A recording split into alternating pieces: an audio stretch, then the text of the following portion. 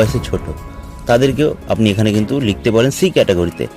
এরপরে বিটাকেও আমরা কিন্তু 3 ভাগে ভাগ করি। বির মধ্যে বেশিরভাগ কিন্তু আমাদের ফ্রেন্ড সার্কেল পড়ে। এটাকে আমরা 3 ভাগে ভাগ করতে পারি কীরকম, B1, B2, B3।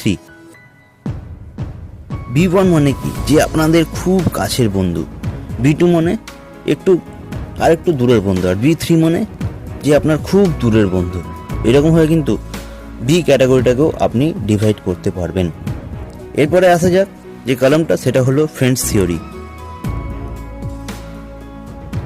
Friends theory অনুযায়ী সে আপনার কোন সেগমেন্টে পড়ছে সেটা কিন্তু আপনাকে সেখানে নোট ডাউন করতে হবে। এরপরের যে কলামটা সেটা করতে হবে সেটা হলো ইনভাইট ডেট। আপনি তাকে কোন ডেটে এই বিজনেসে ইনভাইট করেছেন সেটা কিন্তু আপনাকে এখানে নোট ডাউন করতে হবে।